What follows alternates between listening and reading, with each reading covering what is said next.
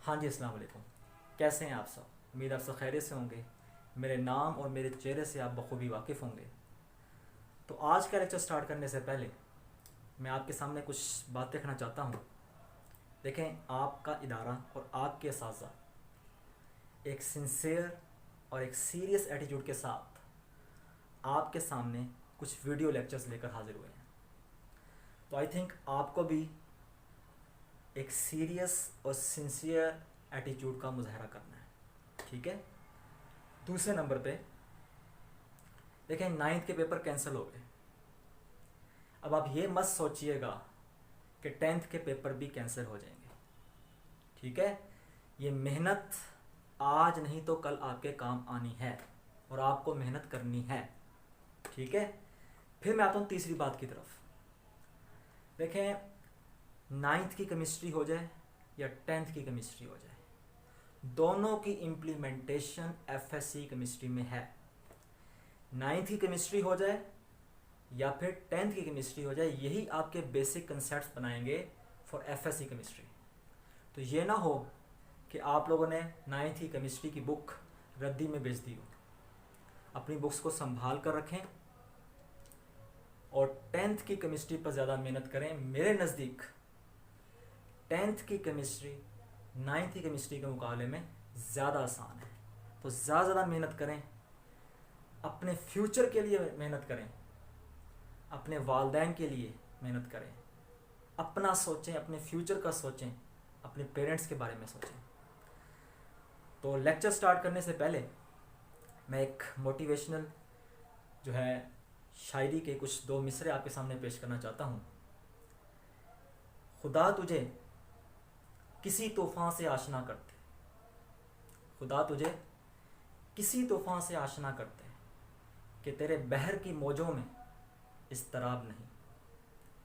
तो आइए हम चलते हैं यहाँ पे लेक्चर की तरफ।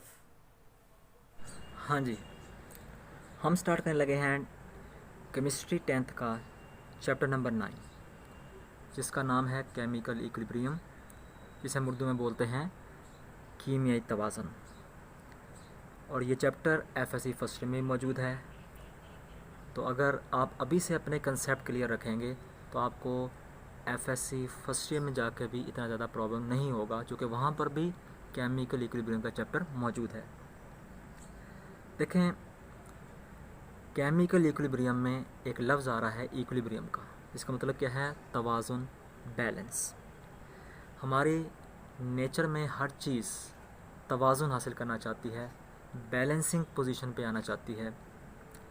अगर आप अपने इसी चैप्टर के पेज नंबर 2 की तरफ जाएंगे, वहाँ पे आपको एक डायग्राम नज़र आ रही होगी।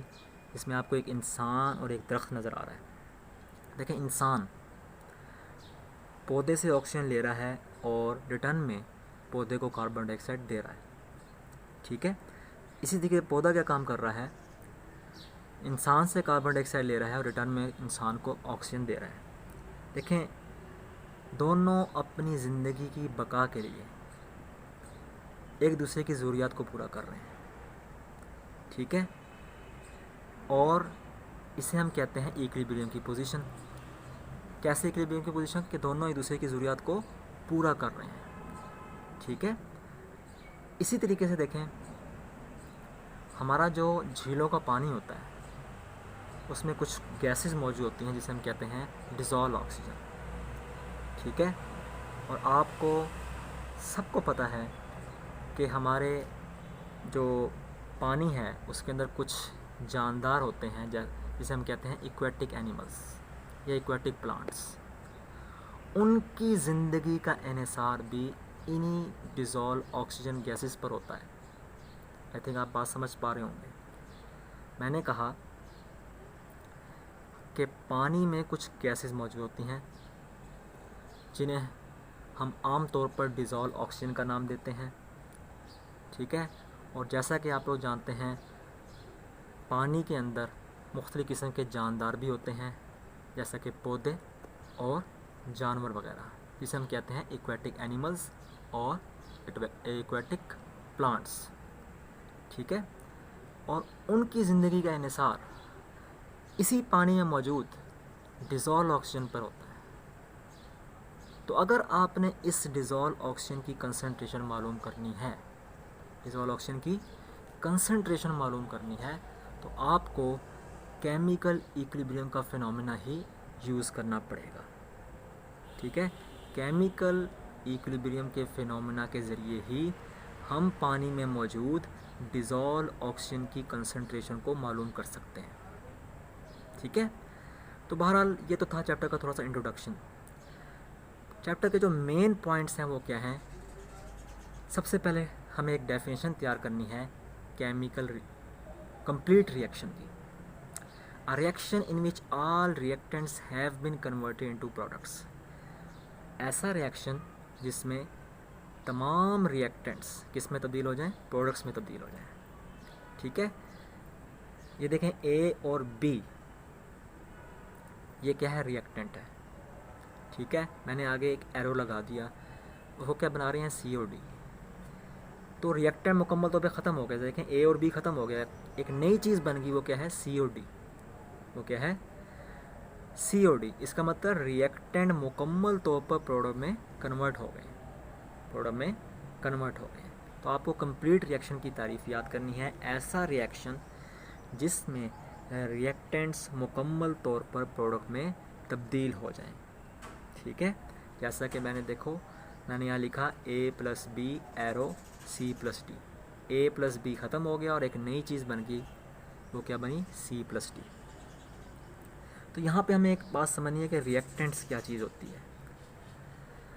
रिएक्टेंट्स होते हैं the substances that combine in a chemical reaction. वो चीज़ें, वो अशिया जो किसी भी केमिकल रिएक्शन में आपस में मिलती हैं, आपस में मिलती हैं ताकि एक नई चीज़ बनाई जा सके। वो अशिया जो कि किसी भी केमिकल रिएक्शन में आपस में मिलती हैं, ठीक है, ताकि एक नई चीज़ बनाई जा सके, क्या कहलाते हैं? रिएक्टेंट्स कहलाते हैं। प्रोडक्ट्स क्या होते हैं? New substances form in a chemical reaction. किसी भी केमिकल रिएक्शन के नतीजे में जो नई चीज़ बनती है, किसी भी केमिकल रिएक्शन के नतीजे में जो नई चीज़ बनती है, वो क्या कहलाती है? प्रोडक्ट कहलाती है। ठीक है, जैसा कि देखें ये एग्जांपल दी हुई है। हाइड्रोजन हमने ली, ये जो G लिखा हुआ है इसका मतलब गैस है, यहाँ पे भी G लिखा हुआ है, यहाँ L लिखा हुआ है, L का मतलब लिक्विड। G का मतलब गैस, L का मतलब लिक्विड। देखिए हाइड्रोजन और ऑक्सीजन आपस में मिल रहे हैं, क्या बना रहे हैं? वाटर बना रहे हैं। ठीक है, 2 मॉलिक्यूल हमने लिए वाटर के, हाइड्रोजन के, 2 मोल हाइड्रोजन, 1 मोल ऑक्सीजन और 2 मोल वाटर के बना दिए। तो देखें यहाँ पे लिखा हुआ प्लाटिनम। प्लाटिनम क्या है? यहाँ पर कैटलिस्ट के तौर पर इस्तेमाल हो रहा है। ठीक है, कैटलिस्ट क्या काम करता है? रिएक्शन को तेज़ करता है, साथ ही हीट भी जो है यहाँ पे रिएक्शन में यूज़ हो रही है ताकि रिएक्शन को कंप्लीट कराया जा सके। तो देखें हमने यहाँ से ये बात समझनी है कि इसमें रिएक्टेंट क्या चीज़ है। देखें 2 चीज़ें आपस में मिल रही हैं, ये 2 सब्सटेंसेस आपस में मिल रहे हैं। ठीक है, इसे हम क्या बोलेंगे? रिएक्टेंट। और इन दोनों के मिलने से एक नई चीज़ वजूद में आ रही है, इसे हम क्या बोलेंगे? प्रोडक्ट। तो आई थिंक आपको समझ आ चुका होगा कि मैंने आपको कंप्लीट रिएक्शन की तारीफ़ समझाई, रिएक्टेंट की तारीफ़ समझाई, प्रोडक्ट की तारीफ़ समझाई और इसकी एग्जांपल्स आपको समझाई। ठीक है, तो बोर्ड के लिहाज से ये तीनों क्वेश्चंस वेरी वेरी इंपॉर्टेंट हैं, आपने इसको बड़े अच्छे तरीके से तैयार कर लेना है। अब हम चलते हैं चैप्टर के नेक्स्ट जो है पोर्शन की तरफ। ये देखें हमारे पास जो है क्या है, 2 किस्म के रिएक्शन होते हैं। कितने किस्म के रिएक्शन होते हैं? 2 किस्म के। ठीक है, एक होता है हमारे पास रिवर्सिबल रिएक्शन, इरिवर्सिबल रिएक्शन, और दूसरा होता है हमारे पास रिवर्सिबल रिएक्शन। अब इरिवर्सिबल रिएक्शन कौन सा रिएक्शन होता है? The reaction in which products do not recombine to form reactants. ऐसा रिएक्शन जिसमें प्रोडक्ट वापस रिएक्टेंट ना बना सके, प्रोडक्ट आपस में मिलकर रिएक्टेंट ना बना सके। जैसा कि देखें ये जो C है, अगर मैं यहाँ पे लिख देता D, क्या लिख दूँ? D। C और D आपस में मिलकर वापस A और B ना बना सकें, सी और डी आपस में मिलकर वापस ए और बी ना बना सकें। ठीक है, तो इस तरह का रिएक्शन क्या कहलाता है? इरिवर्सिबल रिएक्शन, जिसमें प्रोडक्ट आपस में मिलकर वापस रिएक्टेंट ना बना सके। अगर मैं यहाँ लिखता सी प्लस डी, सी और डी आपस में मिलकर वापस ए और बी ना बना सकें। They are supposed to complete, ऐसे रिएक्शन को हम ये अज्यूम करते हैं कि ये रिएक्शन तकमील को पहुंच गए। हमने ए और बी को मिलाना था और उससे क्या बनाना था? सी बनाना था, तो बन गया। अब सी ने वापस ए और बी में नहीं जाना, सी ने वापस ए और बी में नहीं जाना। तो उसके बाद वो कहता है कि ये जो इरिवर्सिबल रिएक्शन होते हैं represented by a single arrow. देखो ये सिंगल एरो से मैंने इसको ज़ाहिर किया है। ठीक है, एक ही तीर से मैंने इसको ज़ाहिर किया है। तो इस तरह का रिएक्शन क्या कहलाता है? इरिवर्सिबल रिएक्शन कहलाता है। इसकी एग्जांपल मैंने आपको एक सिंपल सी दी हुई है। ए प्लस बी आपस में मिलके क्या बना रहे हैं? सी। आप प्लस डी लिख दें, प्लस ई लिख दें, जितनी मर्जी प्रोडक्ट लिख दें, आपने एक एग्जांपल देनी है, आपने एक बात समझानी है। तो आई थिंक आपको इरिवर्सिबल रिएक्शन काफ़ी हद तक समझ आ चुका होगा। इरिवर्सिबल रिएक्शन कौन सा रिएक्शन होता है? वो रिएक्शन जिसमें प्रोडक्ट वापस रिएक्टेंट की तरफ ना जा सके। ठीक है, they are supposed to complete, ये रिएक्शन तकमील को पहुंच जाता है। ठीक है, ए और बी ने मिलकर सी बनाना था तो बन गया।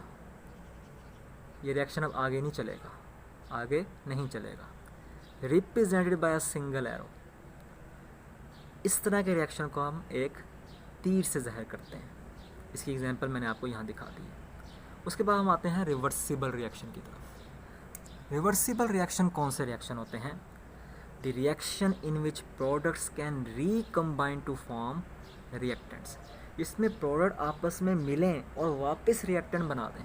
जैसा कि ये देखें, डी प्लस सी ने मिलकर डी प्लस ई बना दिया और डी प्लस ई ने आपस में मिलकर वापस क्या बना दिया? देखें ये एरो पीछे की तरफ जा रहा है।